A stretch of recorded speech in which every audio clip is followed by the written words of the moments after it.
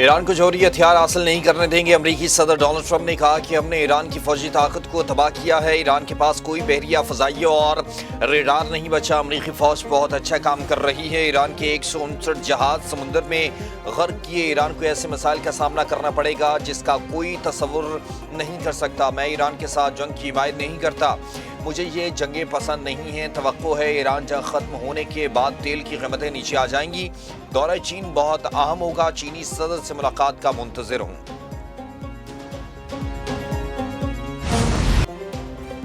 جنگ کے گہرے بادل منڈلانے لگے۔ امریکی صدر کی ایران کو مٹا دینے کی دھمکی۔ صدر ڈونلڈ ٹرمپ کا امریکی ٹی وی کو انٹرویو کہتے ہیں ایران نے پروجیکٹ فریڈم کے تحت جانے والے جنوبی کوریا کے بحری جہاز پر حملہ کیا۔ ایران نے جہازوں پر مزید حملے کیے تو اسے دنیا کے نقشے سے مٹا دیں گے۔ ایران نے مذاکرات میں کافی لچک کا مظاہرہ کیا۔ خطے میں امریکہ کی فوجی تیاری جاری ہے۔ امریکی فوج کے پاس اعلیٰ معیار کے ہتھیار، گولہ بارود اور ساز و سامان موجود۔ امریکی فوج کے دنیا بھر میں اڈے ہیں، وہ سب ساز و سامان سے لیس ہیں۔ اس تمام سامان کو استعمال کر سکتے ہیں، ضرورت پڑی تو ضرور کریں گے۔ جنوبی کوریا کو بھی آپریشن میں شمولیت کی دعوت دی ہے۔ امریکی صدر کا ایران کے ساتھ چھوٹی اور تیز رفتار کشتیاں تباہ کرنے کا بھی دعویٰ۔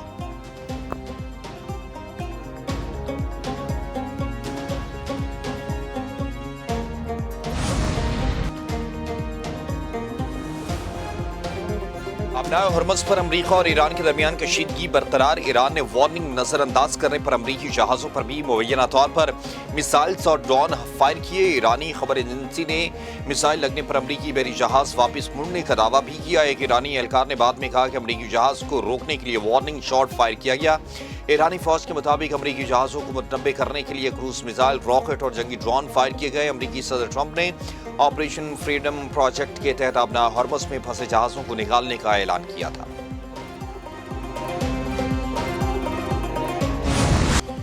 ایران کے متحدہ عرب امارات میں مختلف جگہوں پر میزائلز اور ڈرون سے حملے۔ ایران نے ابنا ہرمز میں ابوظہبی کے ٹینکر پر بھی 2 خودکش ڈرون سے حملہ کیا۔ متحدہ عرب امارات کا دعویٰ کا ایران کی جانب سے UAE پر 4 میزائل داغے گئے، 3 کو تباہ کیا، ایک سمندر میں گرا۔ UAE نے ایرانی میزائل حملے کو بڑی حد تک ناکام بنایا۔ آئل ٹینکر پر حملے کے دوران بھی کسی جانی نقصان کی اطلاع نہیں ملی۔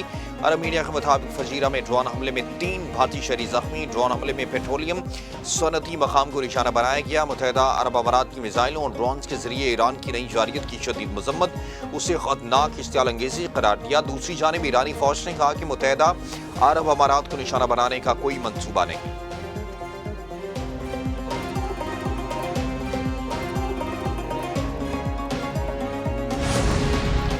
آبنائے ہرمز میں لنگر انداز جنوبی کوریا کے مال بردار جہاز پر حملہ۔ جنوبی کوریا کی وزارت بحری امور اور ماہی گیری نے کہا کہ اسے آبنائے ہرمز میں HMM نامی مال بردار جہاز پر مشتبہ حملے کی اطلاع ملی ہے۔ بیان میں کہا گیا کہ یہ جہاز متحدہ عرب امارات کے قریب سمندری حدود میں لنگر انداز تھا۔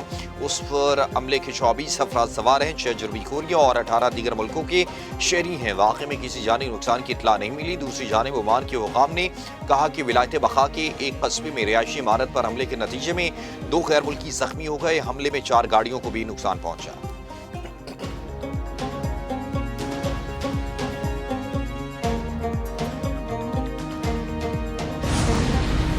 متحدہ عرب امارات پر نئے میزائلز اور ڈرون حملے۔ فلائٹ آپریشن متاثر۔ عرب میڈیا کے مطابق دبئی اور شارجہ جانے والی پروازیں عارضی طور پر روک دی گئیں، کئی پروازوں کا رخ موڑ دیا گیا۔ UAE کی فضائی حدود میں سیکیورٹی خدشات کے پیش نظر اقدامات، مسافروں کو تاخیر اور روٹ تبدیلی کا سامنا۔ خطے میں کشیدگی کے اثرات فضائی سفر پر بھی پڑنے لگے۔ دوسری جانب خلیج میں دوبارہ کشیدگی پر خام تیل کی قیمتوں میں پھر اضافہ۔ برطانوی برینٹ کروڈ آئل کا نرخ $115 فی بیرل تک جا پہنچا ہے۔ امریکی WTI خام تیل کی قیمت $106 تک جا پہنچی ہے۔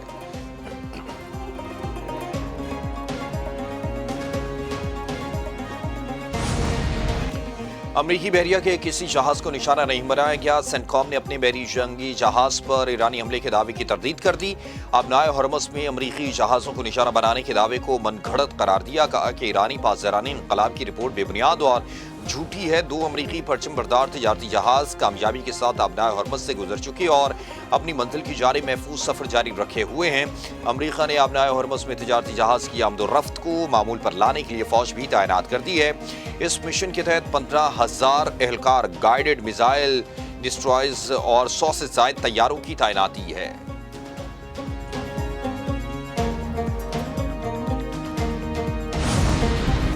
ایران اپنا ہرمز میں کسی بھی امریکی دھمکی کا جواب دینے کے لیے تیار ہے۔ ترجمان وزارت خارجہ اسماعیل بقائی نے کہا کہ ایران اپنا ہرمز کا نگہبان اور محافظ ہے۔ جہازوں اور شپنگ کمپنیوں کو بخوبی علم ہے ان کی سلامتی کے لیے ایرانی حکام سے رابطہ ضروری ہے۔ جو ممالک قانون کی بازداری کرتے ہیں ان کے لیے امریکی غیر قانونی کارروائیوں کی حمایت کرنے کی کوئی ضرورت نہیں۔ ایرانی نیشنل سیکورٹی کونسل کے سربراہ ابراہیم عزیزی نے کہا کہ ہرمز کے نام پر بیان بازی اور ڈرامہ کرنے کی کوئی گنجائش نہیں۔ آبنائے ہرمز میں امریکی مداخلت کو جنگ بندی کی خلاف ورزی سمجھا جائے گا۔ امریکہ کی جانب سے الزام تراشی پر مبنی بیانیوں کو مسترد کرتے ہیں۔ آبنائے ہرمز کو ٹرمپ کی غیر حقیقی پوسٹوں کے ذریعے نہیں چلایا جا سکتا۔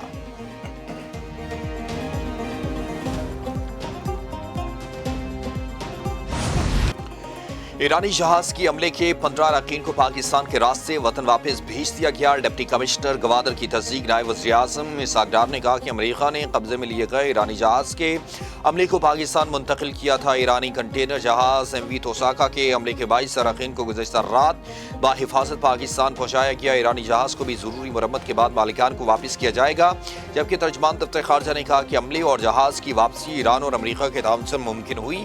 پاکستان خطے میں امن و سلامتی کے لیے مذاکرات اور سفارتکاری میں سہولت فراہم کرتا رہے گا۔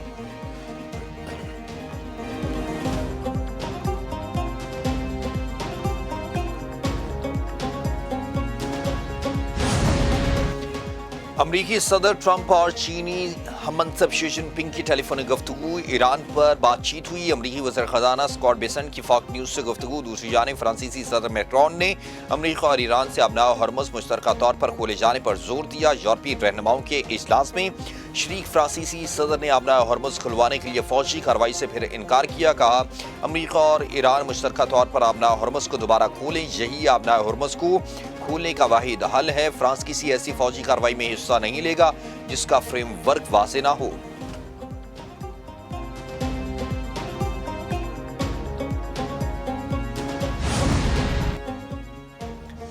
نائب وزیر اعظم اسحاق ڈار کی زیر صدارت اعلیٰ سطح کا اجلاس ہوا۔ پاکستان میں پیٹرول اور ڈیزل کا اسٹاک تسلی بخش قرار، ایندھن کی دستیابی یقینی بنانے پر متعلقہ اداروں کی کارکردگی کی تعریف کی۔ نائب وزیر اعظم اسحاق ڈار کی زیر صدارت اجلاس میں آئل ریفائنریز اور اسٹوریج تنصیبات کی سیکیورٹی کا جائزہ بھی لیا۔ ملک بھر میں تیل کی تنصیبات کے تحفظ کے لیے اقدامات مزید مؤثر بنانے کا فیصلہ۔ اضافی سیکیورٹی اقدامات کے اخراجات آئل مارکیٹنگ کمپنیاں برداشت کریں گی۔